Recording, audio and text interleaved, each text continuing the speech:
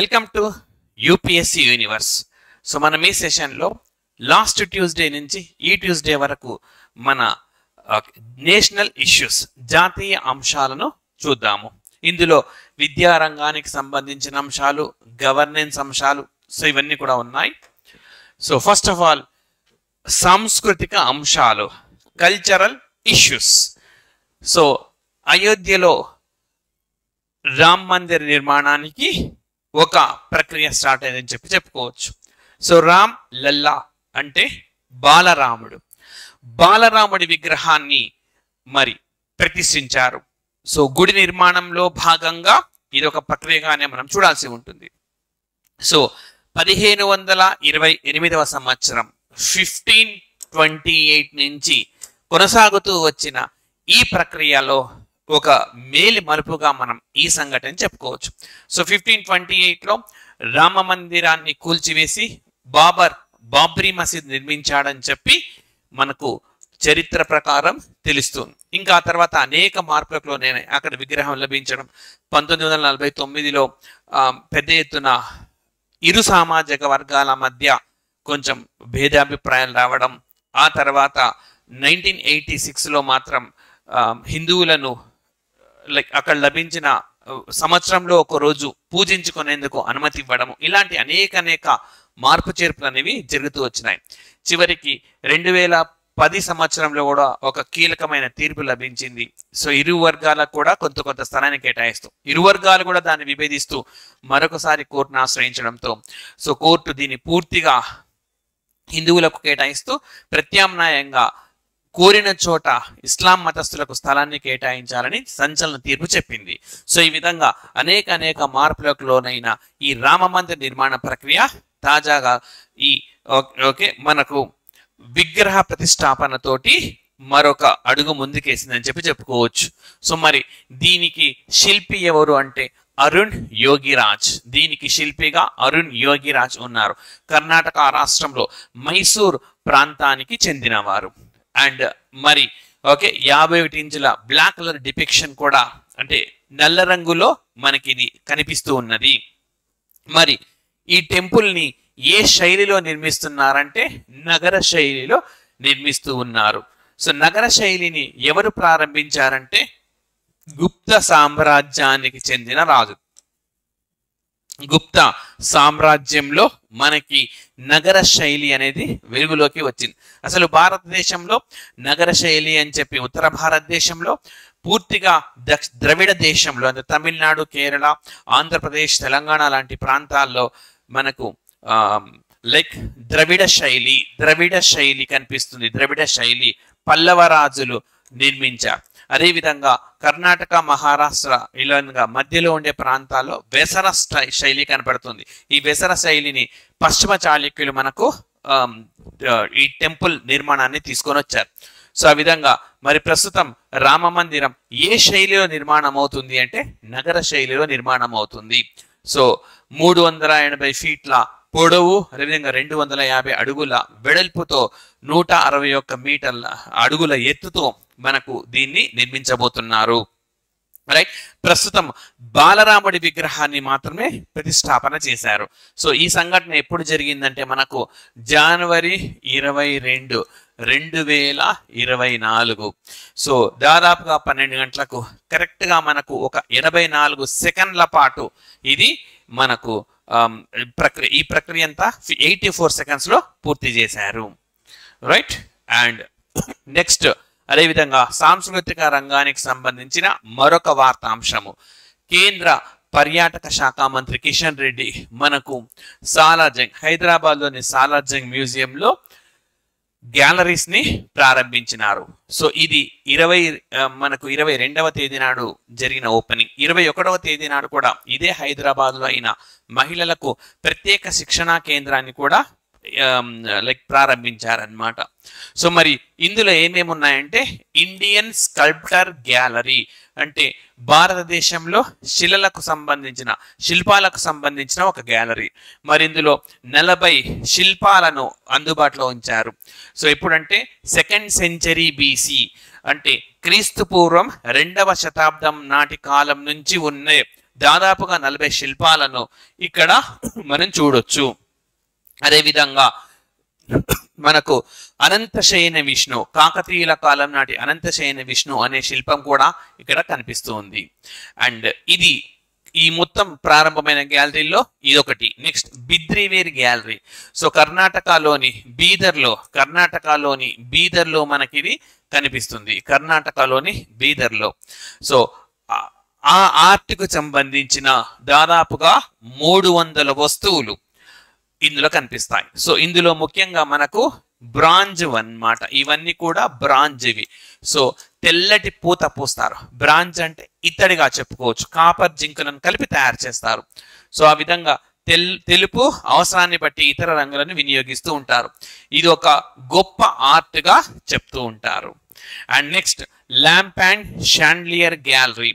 So 180 పురాతన వస్తువులను ఇందులో భాగంగా ప్రదర్శించబోతున్నారు. అండ్ అదేవిధంగా European bronze gallery. So Europe నుంచి తెచ్చినవి దాదాపుగా 100 బ్రాంజ్ అంటే కాన్సెప్ట్ విగ్రహాలు అనేవి మనకు ఉన్నాయి. అండ్ అదేవిధంగా మనకు యూరోపియన్ మార్బుల్ గ్యాలరీ. సో ఇవి కూడా యూరోప్ నుంచి తెచ్చిన మనకు శిల్పాలుగా చెప్పుకోవచ్చు. సో ఈ విధంగా మనకు ఇటీవలి కాలంలో హైదరాబాద్లోని సాలార్జంగ్ మ్యూజియంలో ప్రారంభించిన 5 గ్యాలరీలో ఉన్నవేవి లేనివేవి, సో ఆ విధంగా మనకు ప్రశ్నలు అడిగే అవకాశము ఉంది. అండ్ నెక్స్ట్ అదేవిధంగా చాలా చాలా ముఖ్యమైనది ప్రథమ్ అనే సంస్థ, ప్రథమ్ ఫౌండేషన్ అని అంటాం. సో వీళ్ళు మనకు ప్రతి సంవత్సరము అసర్ రిపోర్ట్ ని రిలీజ్ చేస్తారు. అసర్ అంటే annual status education report. So వార్షిక విద్యా పరిస్థితి నివేదిక.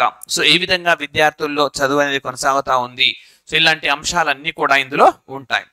సో మరి ఈ రిపోర్టు పేరు beyond basics. So beyond basics అంటే ప్రాథమిక అంశాలకు మించి ఏ విధంగా అధ్యయనం అనేది ఉంది అని తెలియజేస్తుంది. మరి ఇందులో భాగంగా 28 మనకు జిల్లాలు అన్నమాట.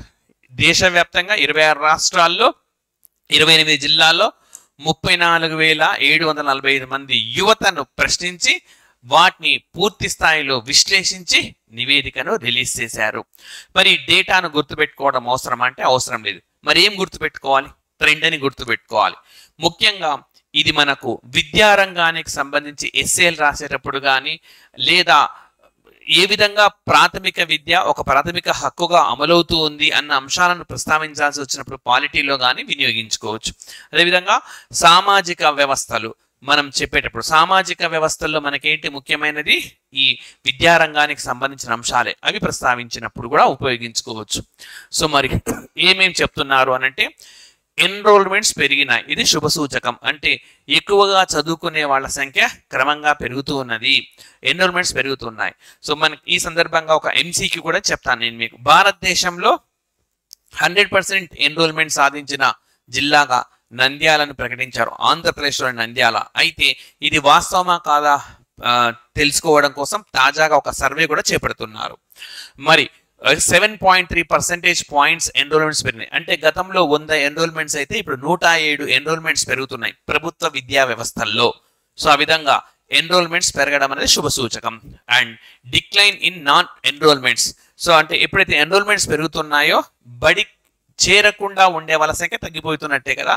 సో అయితే మనకి ఇక్కడ ఏం చెప్తున్నాడనంటే స్కూళ్ళల్లో ఎన్రోల్ చేయకుండా బయట ఉంటున్న వాళ్ళ సంఖ్య 2% మేర తగ్గిందంట.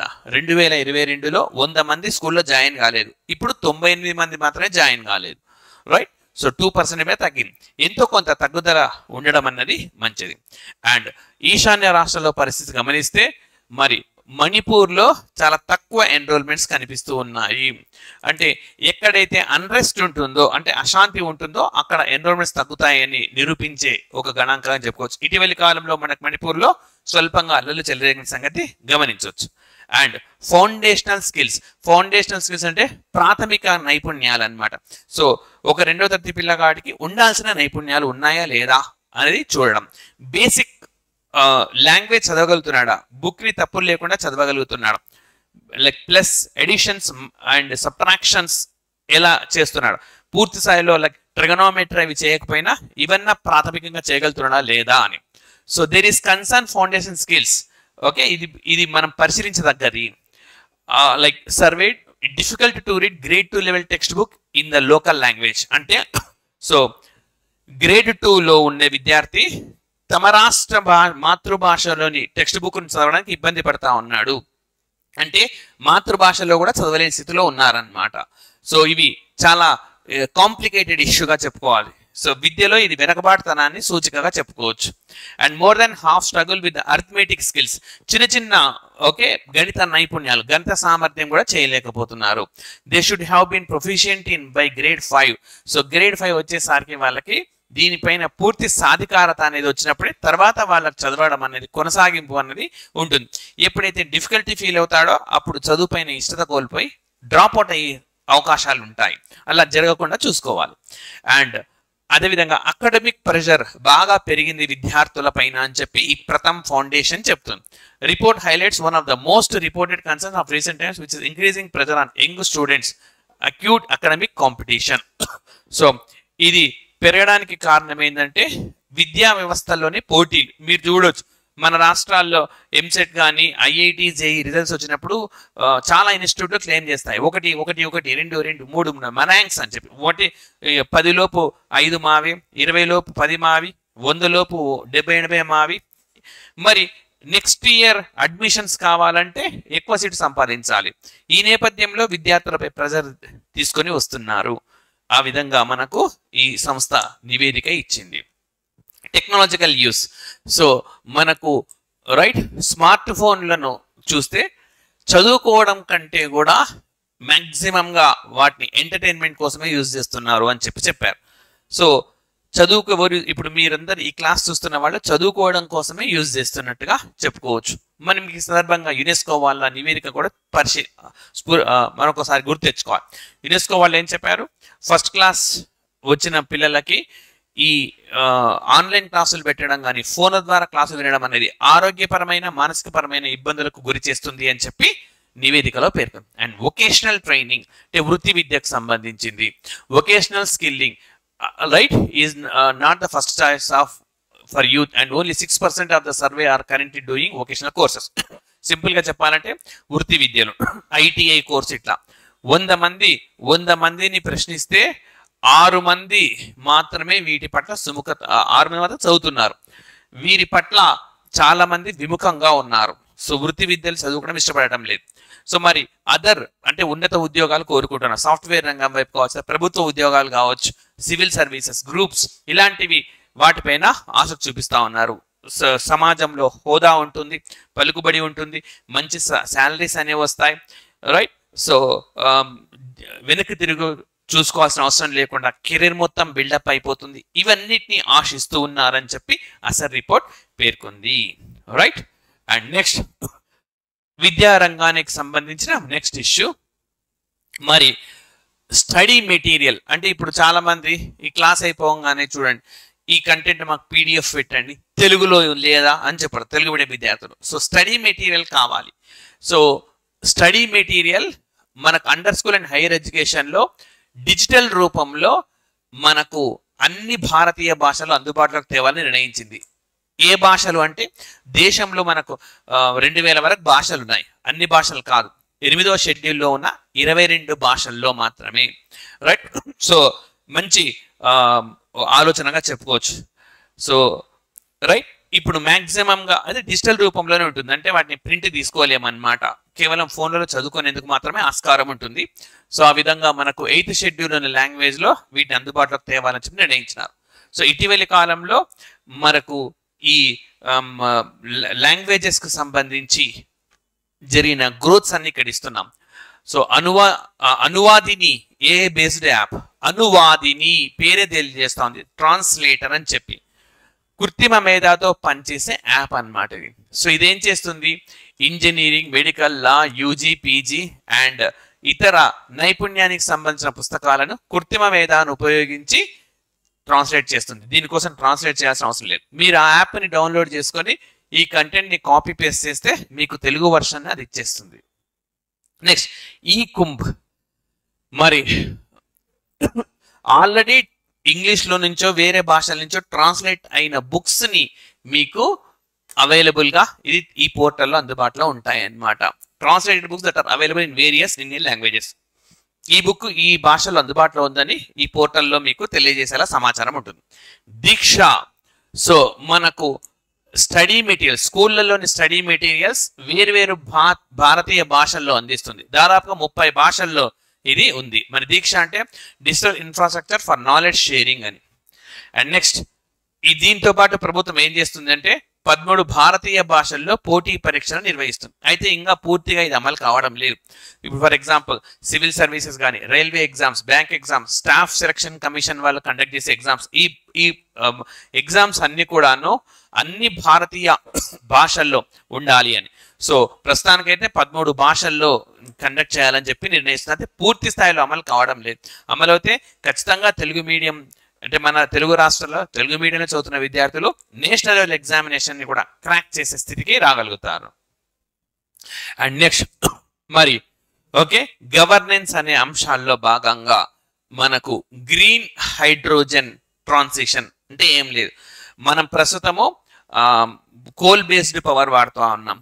సో దీనివల్ల క్లోరోఫ్లోరోగార్ గ్రీన్ హౌస్ గ్యాసెస్ ఎక్కువగా రిలీజ్ అవుతాయి, హరితవాయు ఉద్గారాలు. ఈ సమస్యకు పరిష్కారంగా మనకు గ్రీన్ హైడ్రోజన్ మిషన్ ను ప్రారంభించింది. సుమారుగా 19,000 కోట్ల బడ్జెట్.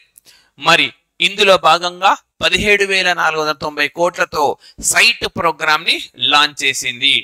ఓకే, సో సైట్ అంటే ఏంటని అడుగుతాడు. Strategic intervention for green hydrogen transition, హరిత హైడ్రోజన్ కు పరివర్తన చెందడానికి వ్యూహాత్మకంగా జోక్యం కలగజేసుకోవడం. అంటే ఎక్కడైతే జోక్యం కలగజేసుకోవాలో అక్కడ, లేని చోట పక్కకు తప్పుకుంటుంది.